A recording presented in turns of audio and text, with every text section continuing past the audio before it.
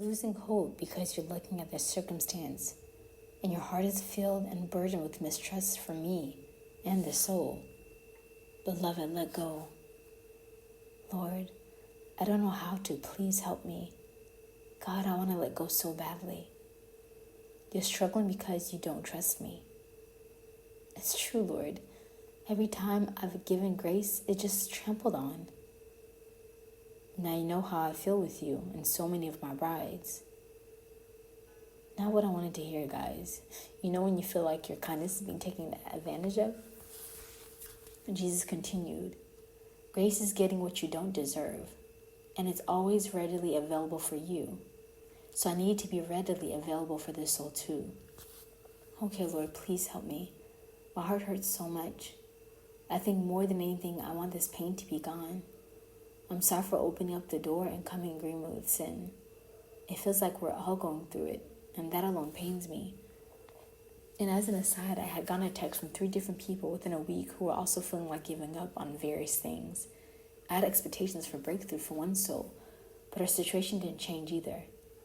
It was also painful and discouraging. Yes, beloved, when one suffers, we all suffer. Well, Lord, you mentioned these months will also be difficult. So where's the hope in that?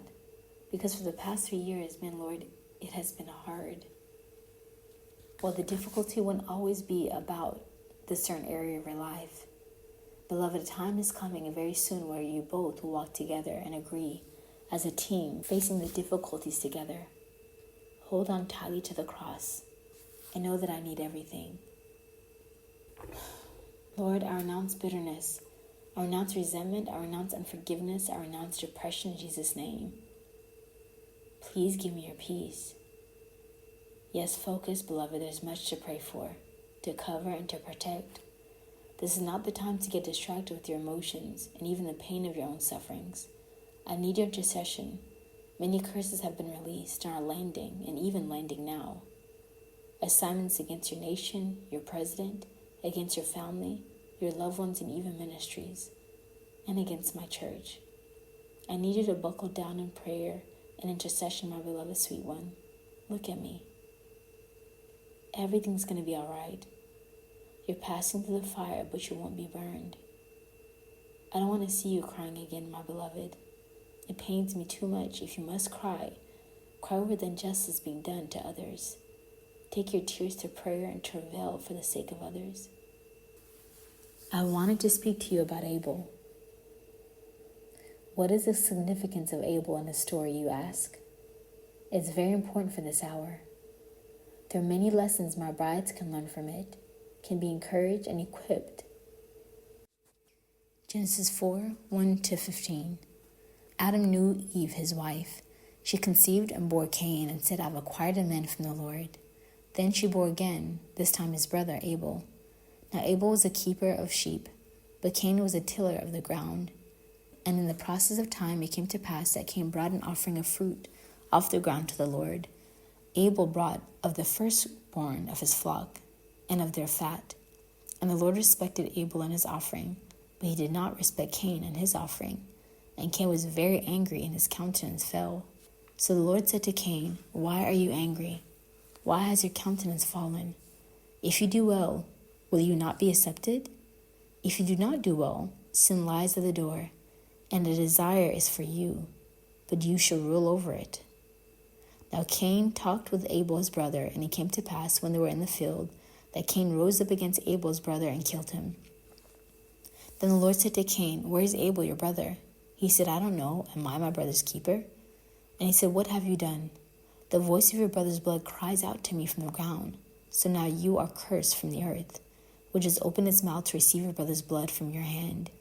And when you till the ground, it shall no longer yield its strength to you. A fugitive and a vagabond you shall be on the earth.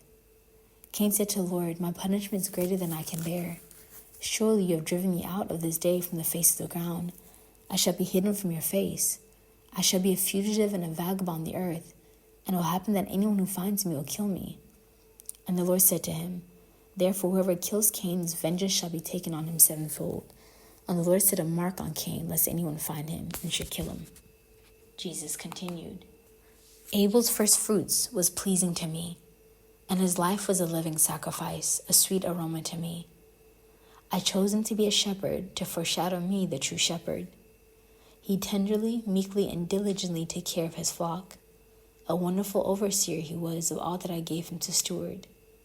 He gleaned much from the stories his father, Adam, told him of Eden, and warned him not to fall prey to temptations, not fall to tempting words, but to walk in my statutes and commandments.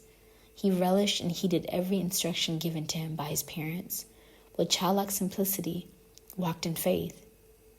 His brother, on the other hand, was anxious to make something of himself, to obtain honor against what his parents had lost. So he too also toiled and labored, but did it always begrudgingly, and not with a free heart.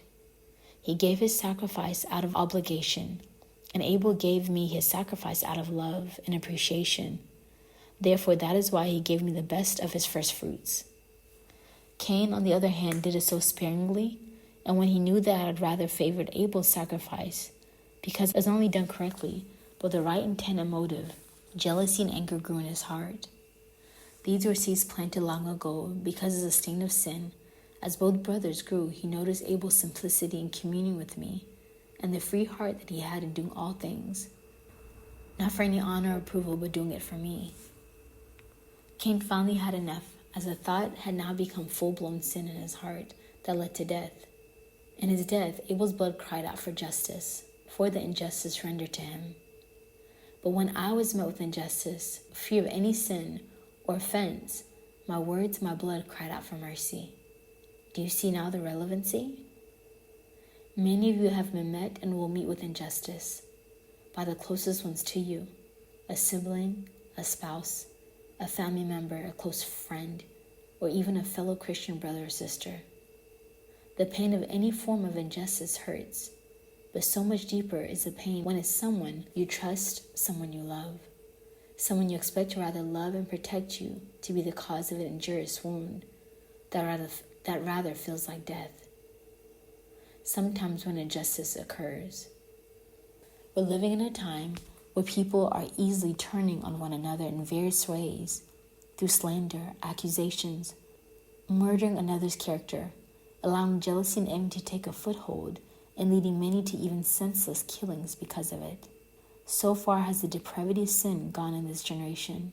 But my brides, I want you to return good for evil, forgiveness instead of vengeance, prayer instead of complaint, and blessing instead of cursing, and cry out for mercy instead of justice, for the same measure in which you give is the same you will receive. And that was the end of Jesus' message.